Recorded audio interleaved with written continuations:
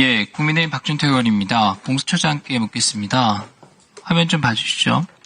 1월 15일에 윤석열 대통령 사건과 관련해서 체포영장 이외에 압수수색 영장, 통신영장 등을 서울중앙지법에 청구한 적이 있는지를 묻는 주진우 의원 자료 요구에 공수처는 그런 사실이 없다 이렇게 답변을 했습니다. 맞죠? 네, 그런 맞냐고요? 나간 적이 있지만은 여쭤봅니다. 우리 그 맞죠? 파견 직원이 이 부분에 대해서 좀 이 체포 영장에 대해서 묻는 됐습니다. 것으로 좀 속단하고 좀 잠깐 시간 표현에 좀 있어서 중단해 주시죠. 적절하지 않게 나간 것은 인정합니다. 예. 처장님, 이렇게 답변을 하셨잖아요. 맞죠? 네, 다음 장 인정했습니다. 가시죠. 예. 이틀 뒤에요. 1월 17일 대통령 압수수색 영장, 통신영장을 서울중앙지법에 청구했는지 제가 물었습니다. 답변하기 어렵다 이렇게 왔습니다. 이틀 만에 답변이 바뀐 거예요. 근데 그런 사실이 없다 해서 그런 사실이 있습니다로 바뀐 게 아니라 그런 사실이 없다 해서 답변하기 어렵다로 바뀐 겁니다. 이때부터 제가 의심을 하기 시작했어요. 같은 질문을 이틀 만에 번복하고요. 주진우 의원실에 냈던 답변을 제가 모를 줄 알았어요? 왜 답변을 바꿨습니까? 그런 사실이 있기 때문에 답을 회피를 한 거죠.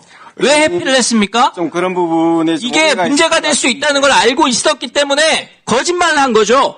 의원님 그렇지 않습니다. 제가 해명하겠습니다. 답변서 이거 이 처장께서 직접 결제하신 거예요? 아닙니다. 그러면 이거 답변서 안 보고 나온 겁니까? 설명드리겠습니다. 예, 조금 설명을 들어주세요. 지금 저희들이 수사에 관해서 이런 류의 이제 의원님의 질문이 있으면은 기본적으로는 좀 수사상 답변 드리기 곤란하다라고 합니다. 그런데 이제 주진우 의원님께서 먼저 그 질문을 주셨을 때 우리 그 파견받은 직원이 좀 이 법률 전문가가 아니기 때문에 지금 체포영장에 대해서 주로 묻는 것으로 이해한 나머지 파견받은 직원이 답변을 실수했다 지금 이렇게 책임 넘기시는 거예요? 그렇게 이해하면 됩니까? 아닙니다. 이게 사실이에요? 그런 부분에 있어서 그러면은 여하튼 차장은 봤습니까? 정확하게 이 문서가 하지 않은 국회에 제출된 이 문서를 차장은 봤습니까? 누구까지 결제되어 있습니까? 지금 여하튼 그 당시에 저희들이 최종 결재권자를 말씀에 특정을 해주세요. 수사기획관은 봤어요? 수사기획관이 없는 그런 상태였습니다. 그러면 실무자가 그냥 국회에다 제출했단 말이에요? 수사팀에 확인도 안 하고요? 그게 말이 됩니까? 좀 그런 측면이 있습니다. 그런 부분에 대해서 지금 정확하게 표현이 안 됐고 저희들은 그러면은 이 답변은 누가 해야 되는 겁니까? 수사팀 대한 중에서는 어디서 해야 되는 거예요? 수사사부에서 해야 되는 거 맞습니까? 의원님 좀 또 답변 주시면 또 제가 또 답변할 수 있는 기회를 주시면 좀 지금 계속 답변을 듣고 있습니다. 네, 그 부분에 대해서 좀 정확하게 좀 답변할 수 있는 기회를 주세요. 예. 이거 국회와 국민을 대상으로 허위 공문서 발송한 겁니다. 이게 문제가 사안이 간단한 사안이 아닙니다.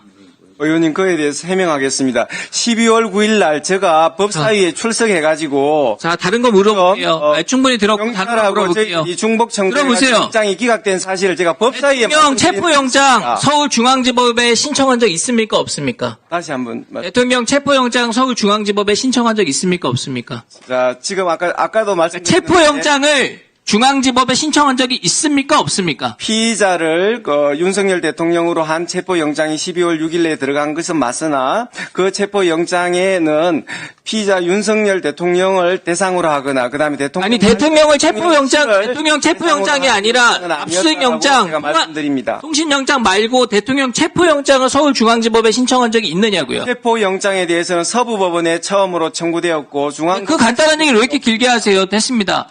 자, 저 화면 보시죠. 12월 6일 대통령 피의자로 적시된 통신영장, 압수수색영장 서울중앙지법에 청구했다가 기각됐죠. 그리고 12월 8일 윤석열 대통령 압수수색영장 서울중앙지법에 청구했다가 역시 기각됐습니다. 12월 10일 김용현 전 장관 구속영장 서울중앙지법에 청구했다가 기각됐습니다. 그러니까 12월 30일에 윤석열 대통령에 대한 체포영장을 서울 서부지법에 청구하게 됩니다. 저 화면에 있는 내용 그대로죠. 중앙지법에서 모든 영장이 기각되니까 바로 대통령 영장 허가해줄 진보 성향 판사 찾아가지고 영장 쇼핑했다 이런 비판이 나올 수밖에 없는 거예요. 의원님 정황이 그렇잖아요. 지금 서울중앙법원에 압수수색 영장을 신청할 무렵에는 피의자들이 여러 사람이어서 아까 말씀드렸듯이 아니 좋은데 그러면 왜 처음부터 서부지법에다가 대통령 체포영장, 대통령 통신영장, 그다음에 압수수색영장 신청하지 않았냐고요. 그래서 그 부분에 있어서는 피의자들이 여러 사람이 있어서 다시 중앙법원에 묻겠습니다. 관할이 있어서 서울중앙지법에서 청구했습니다. 영장 다 기각되고 서부지법에 대통령 체포영장을 청구하도록 결정한 사람 누굽니까?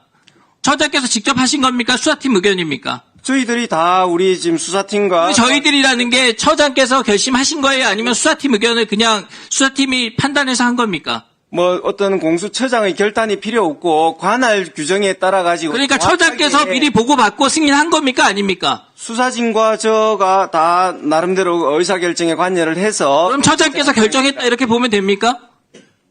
근데 그 얘기를 왜 자료 제출 안 합니까? 주진 의원이 아까 얘기한 이 결심의 경과에 대해서 공수처가 어떤 의사결정을 했는지에 대해서 왜 자료 제출하는데 그거 안 하고 계시는 거예요? 저희들은 답변 의무가 있는 부분에 대해서는 성실히 답변을 드렸고 자, 그동안 공수처가 해온 일들을 한번 자성해 보세요. 내란죄 없는데 수사하고 재직 중에 소추받지 않는 직권남용으로 현직 대통령 수사했고 그래서 헌법 84조 해석을 엉망으로 만들어놨어요. 소추받지도 않는 사건을 수사할 수 있다는 선례를 남겨가지고 앞으로 모든 대통령 다 수사받게 생겼습니다. 관할도 아닌 다른 법원에 영장 쇼핑했다는 얘기 나오고요. 서부지법은 형사소송법 110조, 111조 임의로 적용 배제한다 이런 영장 내줘가지고 문제가 됐고요. 55 경비단장 마치 수사할 것처럼 겁박해가지고 공수처 불러가지고 무슨 딱풀 공무원 이런 거 만들어가지고요. 군사보호시설에서 책임자 허가 없이 체포영장 발부할 집행할 수 없다. 이런 거 지금 공수처도 알기 때문에 55 경비단장 협박한 거예요. 예? 의원님 말씀드리겠습니다. 그리고 여기에 경호처장이 한 번도 공수처가 들어와라 허가한 적이 없다고 와서 얘기를 했습니다.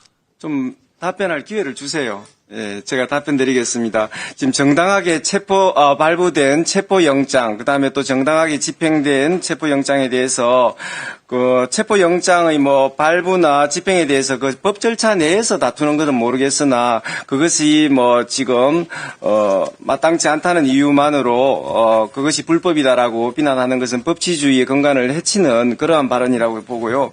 그 다음에 지금 55 경비단의 지금 공문서는 그 경비단장의 의사에 의해서 정확하게 발부된 것입니다. 지금 딱풀 문서라고 지금 비하를 하시는데 저희들이 가져간 공문서에다가 그 55 경비단장의 정확한 의사를 확인해 가지고 첨부 형태로 발부받은 그런 문서입니다. 끝까지 한번 따져보겠습니다. 이상입니다. 네. 공수사님 더 추가로 하신 말씀 없으신가요?